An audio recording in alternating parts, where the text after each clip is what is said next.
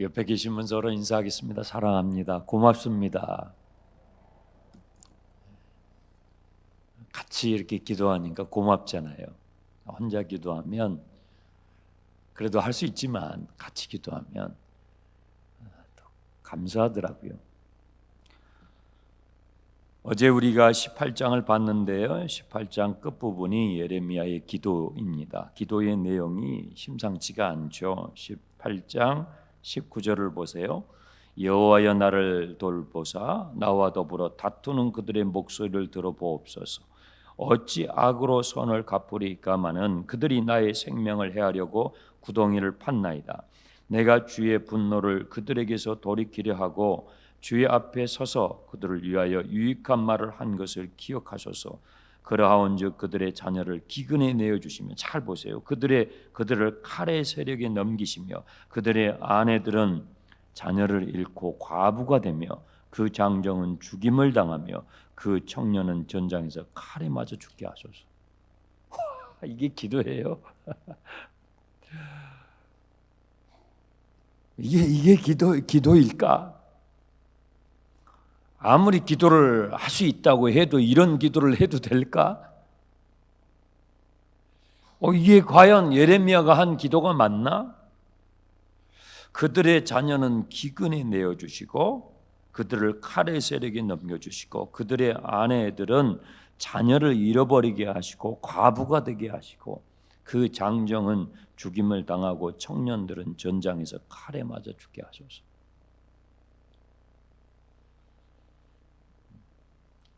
이런 기도를 예레미야가 하나님 앞에 드린 거예요. 이런 건 어떻게 우리가 이해를 해야 할까요? 예레미야는 선지자이면서 한 인간이에요. 한 인간으로서의 기도예요. 목사로서 하는 기도가 아니고 한 인간으로서 하는 기도예요. 전도사로서 하는 기도가 아니고 한 인간으로서, 장로로서 권사로서 하는 기도가 아니고 한 인간으로서의 기도예요. 우리 안에는 이런 감정이 있어요. 사람들이 예레미야를 해하려고 구덩이를 팠어요. 나중에 실제로 그 구덩이에 쳐 넣어요. 그런 걸 생각할 때 예레미야가 어떻게 했어요? 두렵죠.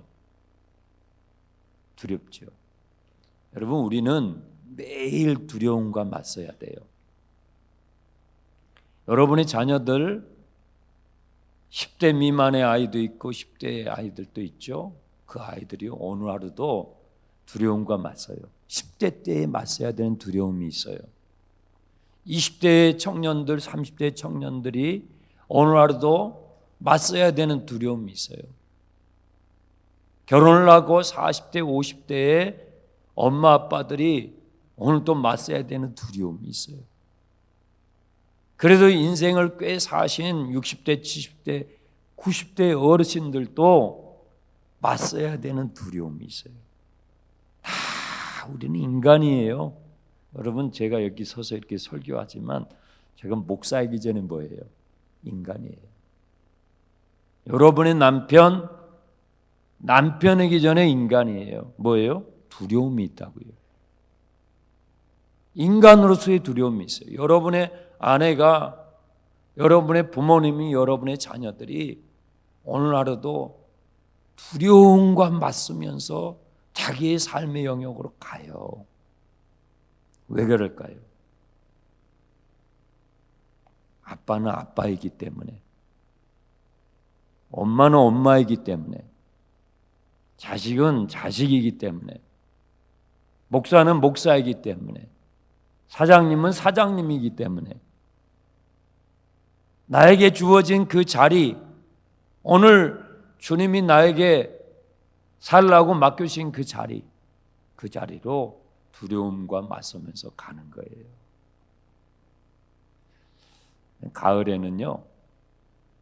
가을에는 이렇게 주말이 되면 내간에 또 한 번씩 가족들하고 바람 쐬러 주변에 가세요. 단풍도 뭐 멀리 내장산까지 가지 않아도 여기 집 앞에 있잖아요. 집 앞에 이렇게 울긋불긋 그것이라도 한번 보시면서, 그러면 거기에서 하나님 주시는 이 음성이 있어요. 토기장이 집에 가라 그러셨잖아요. 그 토기장이가 물레를 막 돌리잖아요. 그때는 뭐 전기가 없으니까 발로 돌렸겠죠. 그러면서 이렇게 토기를 만드는데 그 과정에서 하나님의 음성이 들리잖아요. 우리가 야외에 하나님께서 만드신 자연을 바라보면서 하나님의 음성을 들어요. 여러분, 가을에 갈대가 있잖아요. 그죠?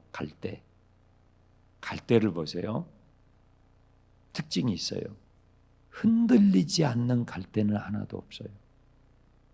인간은 흔들리는 갈대예요. 아빠 갈 때도 흔들리고요. 엄마 갈 때도 흔들리고요. 아들, 딸 갈 때도 다 흔들리고 있어요. 목사 갈 때, 장로 갈 때, 권사 갈 때, 안수 집사 갈 때도요, 다 흔들리고 있습니다. 흔들리지 않는 인간은 없어요. 예레미야가 주님의 종이니까, 하나님의 음성을 들으니까 안 흔들릴까요? 흔들리는 거예요. 인간이기 때문에. 인간은 두려움 앞에서, 아니 나를 죽이겠다고 구덩이를 파고 있다니까요. 그 앞에서 두렵지 않는 사람은 인간이 아닌 거예요. 저도 그렇고 다 인간이에요. 여러분 안에는 지금 오늘 하루도 맞서야 되는, 오늘 하루를 살기 위해서 맞서야 되는 그 두려움이 있어요. 왜 기도해요? 그러니까 기도하는 거예요. 그러니까 기도하는 거예요. 주님, 제가 오늘 아빠 노릇 해야 됩니다. 남편 노릇 해야 됩니다. 자식 노릇하고 아내로서, 부인으로서 내가 오늘 하루 살아야 합니다. 하나님, 내가 오늘 맞서야 되는 두려움을 잘 맞설 수 있는 오늘 하루에 족한 은혜를 주시옵소서. 오늘 하루 살아갈 수 있는 희망을 주시옵소서. 내일, 한 달 후, 1년 후 그건 그때 있어 봐야 알잖아요. 오늘 하루 하나님, 내 자녀들 넘어지지 않도록 하나님 힘을 주시고 용기를 주십시오. 오늘 하루의 은혜를 주십시오. 예레미야가 그 기도를 하는 거예요.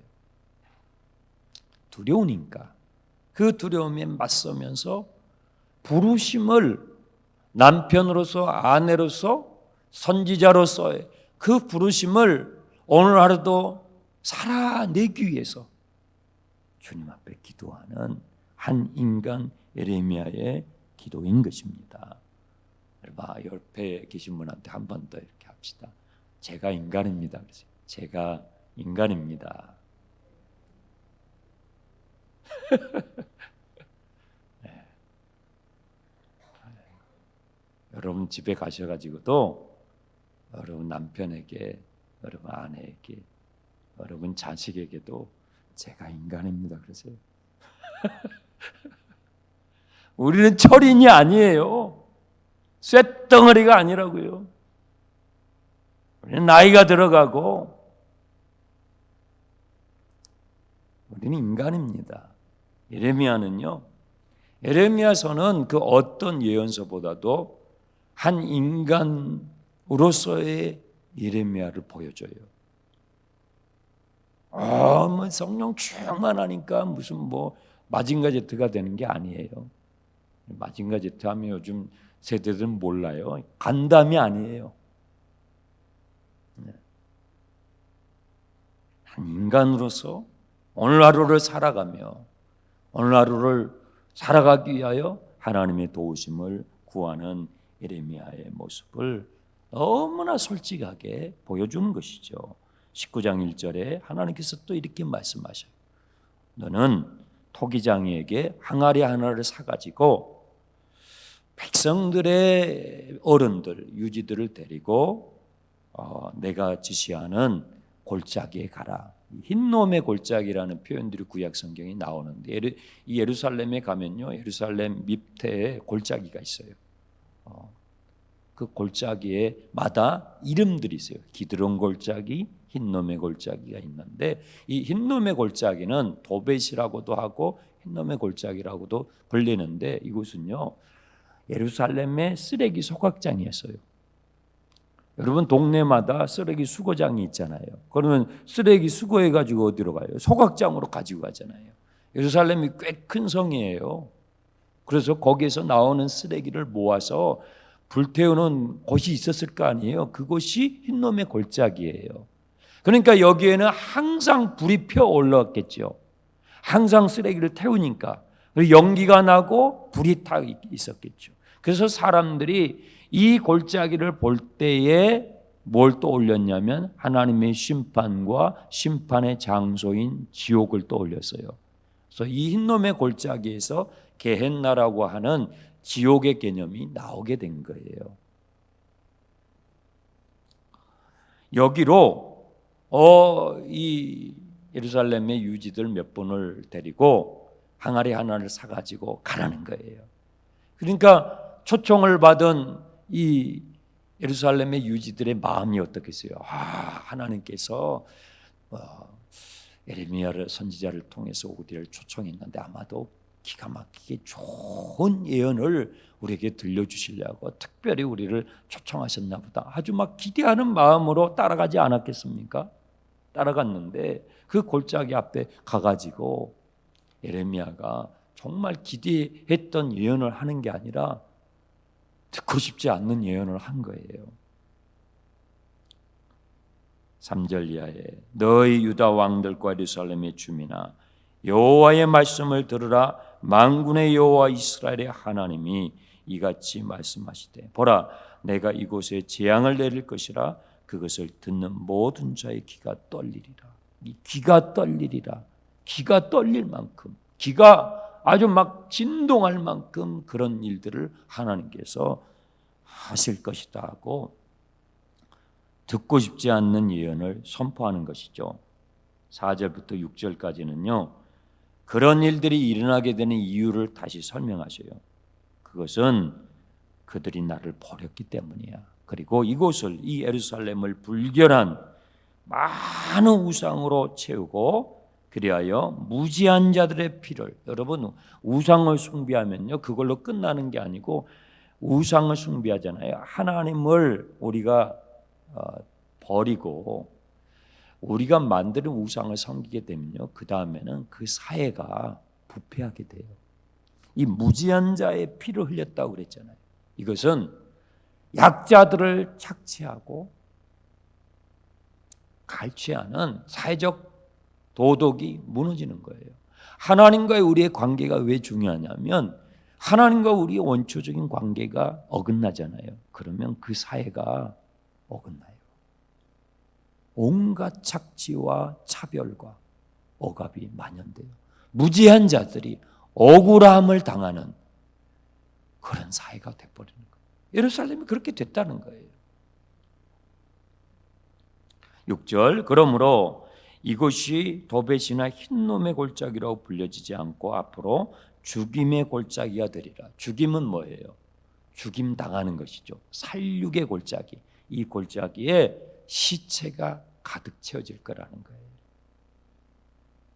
7절이 그거죠. 내가 이곳에 유다와 예루살렘의 계획을 무너뜨려서 그 대적압과 생명을 찾는 자의 손에 칼에 엎드려져서 그 시체가 이 계곡에 이 골짜기를 가득 채워 그 시체를 뜯어먹는 새와 짐승들이 여러분 지금은 우리가 닭도 잡아먹고 소도 잡아먹잖아요.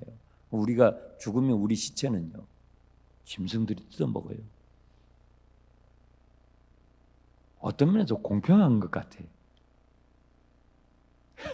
그렇죠? 우리는 지금 막 뜯어먹잖아요. 소도 돼지도 생선도 뭐 새든 물고기든 고기든 다 우리가 먹잖아요.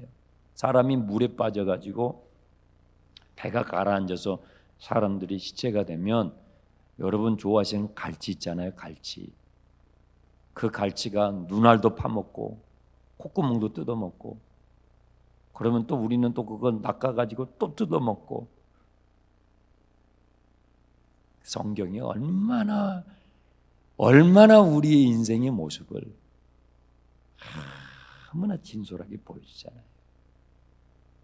이런 일들이 살육의 골짜기가 돼서 시체가 가득하게 될 것이다. 이 이야기를 그 유지들이 들을 때에 나는 좋은 예언을 듣고 싶어서 왔는데 이 끔찍스러운 얘기를 들을 때 어떻게 했어요? 9절을 보세요. 기가 막혀요. 9절. 그들의 원수와 그들의 생명을 찾는 자에게 둘러싸여 공경에 빠질 때에 내가 그들의 아들들의 살과 딸의 살을 뜯어먹고 친구들의 살을 먹게 되리라. 아들의 살과 딸의 살과 친구들의 살을 먹게 되리라. 저는 이 말씀을 묵상하는데 이태원 생각이 나더라고요. 여러분, 꽃다운 나이에 그날 그런 일들이, 그런 참사가 일어날 줄 알았겠어요? 알았으면 가지도 않았겠죠. 그러면 그 사람들만의 탓이에요? 아니에요. 우리 그 어린 그 젊은이들, 어린 자녀들만의 탓으로 돌릴 게 아니에요. 그 주변에 뭐가 있어요? 그 골목마다 술집이 가득하고 클럽이 가득하고. 누가 허락해 줬어요? 부모들이 허락해 준 거예요. 부모 세대가 다 그거 허락해 준 거예요. 우리가 뽑은 정치인들이 다 허락해 준 거예요. 너희의 자식의 살을 뜯어먹고 너희의 친구들의 살을 뜯어먹게 되리라. 이것이 하나님과 어긋난 인생을 살아가는 그 사회의 비극이에요.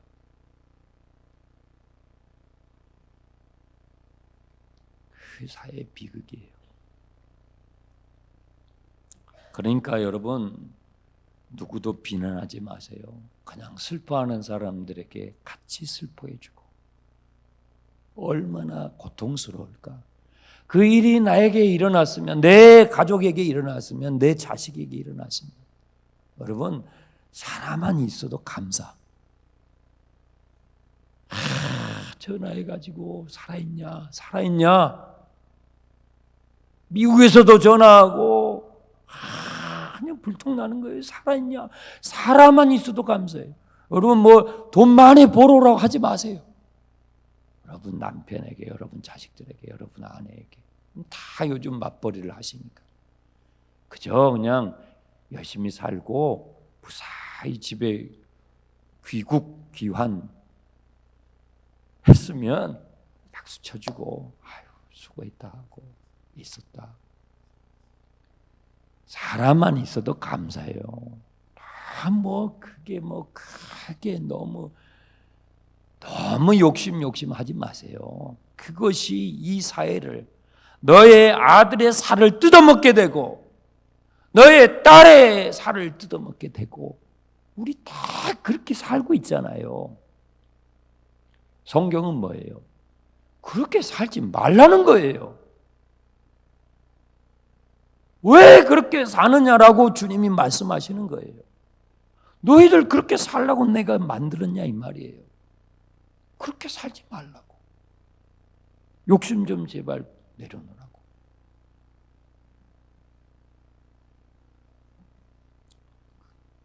살아서 돌아오는 것 감사하세요. 그리고 생사를 확인하세요. 그냥 점심 때 한 번씩 전화해가지고 살아있어요 하고 확인하세요. 요즘은 그런 게 위로가 돼요. 요즘은 그런 게 고맙다고요. 살아있는 것만으로도 고맙다고요. 너무 큰 거 바라지 마시고 너무 큰 것을 요구하지 마시고. 아니 전 세계가 다 아우성되고 있잖아요. 그런 가운데서도 살아남아서 오늘 하루를 살아서 돌아왔잖아요. 전쟁 때서 돌아왔잖아요. 안 죽고. 그러면 토닥토닥 해주고 헉 해주고 이것밖에 못 보러 왔어. 이것밖에 못했어. 제발 그러지 마시고